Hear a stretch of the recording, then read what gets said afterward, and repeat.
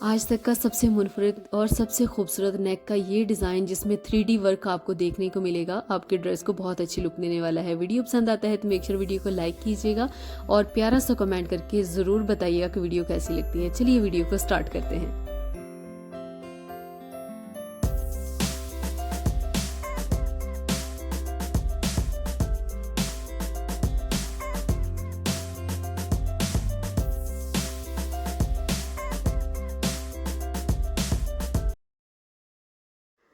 हे everyone, अस्सलाम वालेकुम। Welcome back to my YouTube channel. कैसे हैं जी आप सब? आई होप आप सब ठीक होंगे। अल्हम्दुलिल्लाह मैं भी बिल्कुल ठीक हूँ।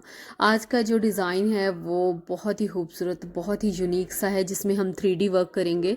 बहुत ही इजी है, 2-4 स्टेप्स हैं जिनको आपने फॉलो करना है। एग्जैक्ट मेजरमेंट्स अगर आप लेंगी तो आपका डिज़ाइन बनकर रेडी हो जाएगा। शोल्डर की मैंने कटिंग कर ली है और मैं इसको प्लेन फैब्रिक के ऊपर बना रही हूँ, लेकिन आप इसको जैसे लीलन है, खद्दर है, इस तरह की फ्लोरल से प्रिंट के ऊपर अगर बनाएंगी ना तो बहुत अच्छी लुक आने वाली है।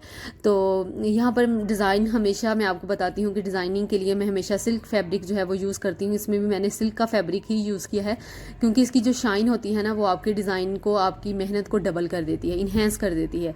कुछ चीज़ें ऐसी होती हैं कि इतनी मेहनत भी हम करते हैं लेकिन वो हमें उतना प्रॉफिट नहीं दे रही होती, लेकिन और कुछ चीज़ें ऐसी होती हैं जिनको हम थोड़ा सा ही यूज़ करें ना तो वो आपकी मेहनत को डबल कर देती हैं, आपकी ब्यूटी को इन्हेंस कर देती हैं। तो बस ये सिल्क का फैब्रिक ना स्टिचिंग की दुनिया में बस यही एक चीज़ है जो कि डिज़ाइनिंग को खूबसूरत बनाती है। तो यहाँ पर ये देखें, मैंने ये हार्ड पेपर लिया है जिसकी मेजरमेंट मैंने यहाँ पर 3.5 बाई 4 इंचज़ ली है और इसके ऊपर इस तरह से मैंने एक हार्ट की शेप जो है ना वो रैंडमली ड्रा की है। ये आपके सामने ही मैंने रैंडमली ड्रा की है और इस तरह से अंदर वाली साइड पर हमने एक छोटी शेप जो है वो भी ड्रा करनी है। ये भी मैंने बस अंदाजे से ही की है, लेकिन जब हमने कटिंग करनी है ना तो पहले तो हमने एक साइड की कटिंग कर लेनी है। तो जब दूसरी साइड की कटिंग करने लगेंगे ना तो उसको हमने इस तरह से फोल्ड कर लेना है। फिर क्या होगा कि दूसरी साइड की भी एग्जैक्ट कटिंग जो है ना वो हमारे पास आ जाएगी। अगर आप वैसे ही करने लग जाएंगे ना जैसे मैंने ड्रा किया था तो वो कोई बड़ी कोई छोटी, अब ये देखें डिफरेंस आपके सामने है कि अगर मैं जिस तरह से मैंने ड्रा किया था ना वैसे ही मैं कर लेती तो फिर ये थोड़ा सा फ़र्क जो है वो रह जाना था। अब ये इसकी एग्जैक्ट मेजरमेंट मैं आपको दिखा रही हूँ। तो ये देखिए, ये 2.5 बाई 3 इंचज़ के लगभग ही है। तो यहाँ पर ये मैंने एक बुकरम का पीस लिया है। बुकरम मैंने फोल्ड कर लेने के बाद ये देखें 9 इंचज़ है और इसकी लेंथ भी 9 इंचज़ है। अब ये फोल्ड करके क्योंकि मैं यहाँ पर डीप नेक नहीं बना रही, मैं बेस शेप में बना रही हूँ, तो 4.5 बाई 4.5 इंचज़ का मैंने यहाँ पर नेक लिया है। तो बस बेस शेप में मैंने इसको ड्रा कर लिया है। यहाँ पर मेजरमेंट आपने अपने अकॉर्डिंग लेनी है। तो मैंने 4.5 बाई 4.5 इंचज़ लिया है जो कि बाद में 4 इंचज़ रह जाएगा। तो ये मेरे लिए तो इनफ है क्योंकि मैं डीप नेक नहीं पहनती। तो आप अपने अकॉर्डिंग देख लीजिएगा, वो कोई मसला नहीं है। मसला सिर्फ यहाँ पर डिज़ाइन का है। तो यहाँ पर ये देखें, हार्ट जो शेप है ना वो मैंने इस तरह से सेंटर में रखी है। तो आप देख सकते हैं कि बुकरम जो मैंने ली है ना वो थोड़ी सी ज़्यादा थी, साइड से भी ज़्यादा थी, नीचे वाली साइड से भी थोड़ी सी एक्स्ट्रा ही ली होगी थी। क्योंकि मैं ऐसा कुछ नहीं करती कि मैं पहले प्रैक्टिस करती हूँ तो फिर आपके सामने बनाती हूँ। मैं डायरेक्टली ही बनाना स्टार्ट कर देती हूँ, तो कुछ चीज़ें आगे पीछे हो सकती हैं, तो आपने इन चीज़ों को इग्नोर करना है। तो ये देखें, इस तरह से हमने एक सेंटर में बनाया और 2 साइड्स पर बना लिए।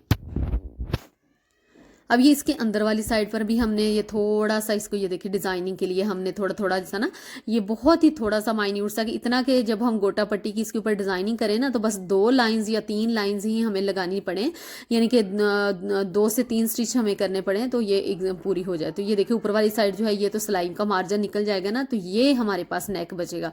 तो ये परफेक्ट साइज़ है। ऐसा नहीं है कि कोई भी जो है वो आपके लिए बड़ा होगा। जो मीडियम से लार्ज साइज़ पहनती है ना उनके लिए ये परफेक्ट साइज़ है। तो लेकिन जो स्मॉल पहनती है वो थोड़ा कम ले लीजिएगा। तो अब ये देखिए, इसके अंदर वाली जो साइड है ना ये हमने इस तरह से कटिंग करके निकाल लेनी है। तो ये बाकी साइड्स वाली जो है वो ये भी आपने इसी तरीके से कटिंग करके निकाल लेनी है। ये सारी हम 1 बाय 1 सारी कटिंग कर लेते हैं। ये देखिए इस तरह से एक जो है वो हमने डबल करके कर लिया, बाकी जो है हम इसी तरीके से कर लेंगे। डबल करके करने लगेंगे तो हो सकता है वो थोड़ा सा आगे पीछे हो जाए, तो सेंटर वाला तो ईजिली हो जाता है। अब यहाँ से देखिए, यहाँ से जो हमने ऊपर वाली ये शेप दी हुई है ना, बस उसी शेप को फॉलो करते हुए आपने ये कटिंग देनी है। तो यहाँ से ऊपर से ये बड़ी प्यारी सी जो हार्ट की शेप है ना वो आ जाएगी हमारे पास। नेक की हमारे पास कटिंग जो है वो आपके सामने है, आ चुकी है। अब इसको आपने डायरेक्टली अपनी शर्ट के बिल्कुल सेंटर में रख कर इस तरह से ये देखें मार्जिन इक्वल करके आपने इसको अच्छे से आयरन कर लेना है। आयरन मैंने कर लिया है। आयरन कर लेने के बाद थोड़ा सा मार्जिन छोड़ते हुए बाकी सारा फैब्रिक अंदर से कट करके निकाल लेंगे। ये देखें जस्ट हमने फोल्डिंग का मार्जिन छोड़ा है, बाकी सारा कट करके निकाल देंगे और डीप कट्स लगाने हैं। डीप कट्स लगाकर इसको फिर हम क्या करेंगे, इसकी फोल्डिंग करेंगे। तो डीप कट्स तो मस्ट हैं, जहाँ जहाँ पर ज़रूरत है वहाँ वहाँ पर आपने इसको कर लेना है। अब यहाँ पर मैं गम स्टिक की मदद ग्लू स्टिक की मदद से ये मेरे पास फैब्रिक ग्लू है, UHU इसको बोलते हैं। तो ये आपके पास कोई भी फैब्रिक ग्लू है, UHU है, गम स्टिक है, तो आप उसकी मदद से कर सकते हैं। तो इसको ऊपर से अच्छे से आयरन करेंगे ना, बड़ा अच्छा फिक्स हो जाता है। तो ये मेरे पास मिनी आयरन है, ये कोई खिलौना नहीं है, ये सच में आयरन है। इतनी क्यूटू सी है, ये टॉय नहीं है, बड़ा अच्छा वर्क करती है। तो मैं इस तरह से इसको स्टिचिंग में यूज़ करती हूँ। तो ये इस तरह से हल्के फुल्के काम के लिए ये बेस्ट है। तो मुझे बार बार फिर जो है ना वो आयरन के पास जाना नहीं पड़ता। तो मैं इसको अपनी वीडियो जहाँ मैं एडिट बनाती हूँ वहीं पर मैं इसको साथ सेट कर लेती हूँ। तो मुझे बार बार उठना नहीं पड़ता। तो मेरा काम बड़ा इसने ईजी कर दिया है। तो ये देखें, इसका फुल रिव्यू अगर आपको चाहिए ना तो आपको मेरे यूट्यूब चैनल पर मिल जाएगा। अगर आप लिखकर सर्च करेंगे mini iron DIY fabric ideas तो आपको ये वीडियो मिल जाएगी। अदरवाइज ना मिली तो आप चैनल पर जाकर देख लीजिएगा। तो ये मेरे पास यहाँ पर है जी ऑर्गेन्जा फैब्रिक। ऑर्गेन्जा फैब्रिक हम इसके नीचे अटैच करेंगे। नीचे मैंने ऑर्गेन्जा रखा है और मेरा जो शर्ट का फैब्रिक है वो मैंने ऊपर रखा है, उल्टा करके मैंने रखा है। अब ये जो ऊपर वाली साइड है ना, यहाँ से हम इसको ये देखिए इस तरह से बिल्कुल बुकरम के साथ साथ हमने इसको जो है वो स्टिच करते जाना है। ये देखिए इस तरह से स्टिच करते जाएंगे ना तो ये बड़ी अच्छी सी इसकी शेप जो है वो बन जाएगी। जब हम इसको पलटेंगे ना ऑर्गेन्जा को, तो एक तो ऑर्गेन्जा आपकी जो नीचे वाली साइड है बुकरम की वो सिक्योर कर देगा और ऊपर से भी हमारी जो शेप है ना वो परफेक्ट आ जाएगी। ये देखिए इस तरह से इसको हम इस तरह से स्टिच करते जाएंगे। स्टिच कर लेने के बाद अंदर से एक्स्ट्रा फैब्रिक कट करके निकालेंगे और ये देखिए इस तरह से हमने फिर से दोबारा से डीप कट्स दिए। अब ये देखिए ऑर्गेन्जा को पलट कर हम नीचे वाली साइड पर ले जाएंगे। ये इसकी जब हम इसको पलटेंगे ना तो ये देखिए कितना नीट हो गया ऊपर वाली साइड। अब ये आपके नेक पर चुभेगा भी नहीं। जिस तरह होता है ना कि हम काविया करते हैं तो बाज़ लोग कंप्लेन करते हैं कि हमारे नेक पर ये चुभता है। तो इसका कोई अल्टरनेट बताएं, या तो आप फिर जो नेट फैब्रिक सॉफ्ट वाला आता है आप वो यूज़ कर लें। तो ये वरना अगर ये मेथड आप यूज़ करेंगी ना तब भी आपके बिल्कुल नहीं चुभेगा, तो आपको इरिटेट नहीं करेगा। नीचे वाली साइड से तुरपाई कर लेंगे। एक तो ये वाली साइड हमारी सिक्योर होगी। अब हमने करना है जी 3D वर्क। एप्लिक इसको बोल सकते हैं, 3D एप्लिक वर्क इसको आप बोल सकते हैं। तो इस तरह से ये देखें हमने इसको पहले तो जो मैंने जो हार्ड पेपर था ना उसके ऊपर इसको ड्रा किया था। ये देखें इसको कट कर लेना है हमें। ये देखें बस इतना गैप होना चाहिए। अब ये देखिए परफेक्ट साइज़ है। अब इसी को हमने क्या किया, जो मैंने आपको स्टार्टिंग में दिखाया था ना सिल्क का फैब्रिक, उसके ऊपर रखकर मैंने इसको काविया कर लिया। काविया करेंगे ना तो एक तो इसके एजेस नीट हो जाएंगे और एक हमारे पास एग्जैक्ट हमें जो मेजरमेंट चाहिए ना वो हमारे पास आ जाएगी।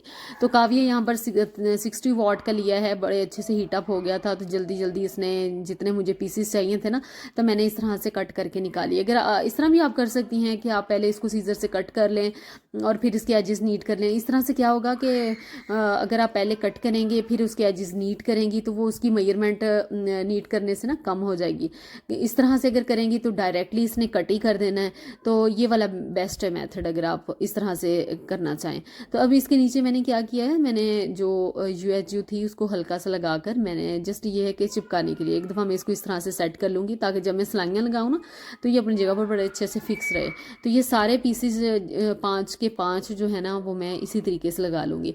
अच्छा अगर आपने ये वाली डिज़ाइनिंग अच्छी आपको लगे, आपने अपने ड्रेस के ऊपर इसको बनाना हो ना तो आपने इसको ओवरलोड नहीं करना। ओवरलोड से मुराद ये है कि ये नहीं है कि आप इसको स्लीव्स पर भी बनाएं, नेक पर भी बनाएं, दामन पर भी बनाएं, तो वो बड़ा ही भरा भरा सा ना बड़ा बहुत बुरा लगता है। यहाँ पर एक चीज़ पहले समझ लें कि ये देखिए सिलाई हमने यहाँ से लगाकर थोड़ा सा इतना गैप ना 1 फिंगर जितना गैप छोड़ना है। जब आप सिलाई लगाएंगे ना तो सिलाई के मार्जिन के दौरान आपने 1 फिंगर का फासला छोड़ना है।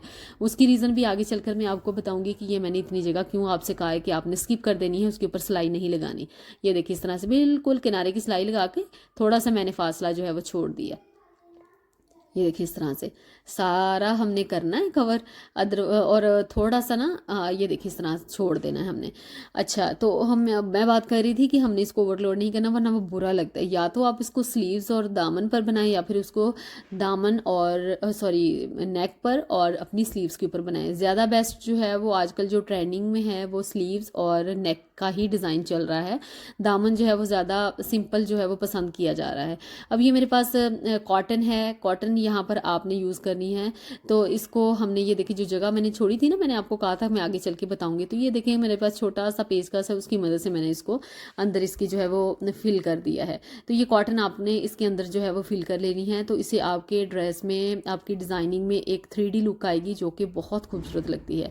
तो ज़्यादा ओवरलोड भी नहीं करना कि जो आपकी जो सिलाई है वो निकल जाए, क्योंकि सिल्क का फैब्रिक है और हमने किनारे की सिलाई लगाई हुई है। तो बस आपने इस बात का भी ख्याल रखना है कि बस जितनी ज़रूरत हो ना आपने उतना ही उसके अंदर जो है वो फिलिंग करनी है। ये देखें उभरा उभरा सा, बस ये इतना ही उभार हमें चाहिए था, बहुत ज़्यादा भी हमें उभार नहीं चाहिए, बस इतना ही उभार काफ़ी है।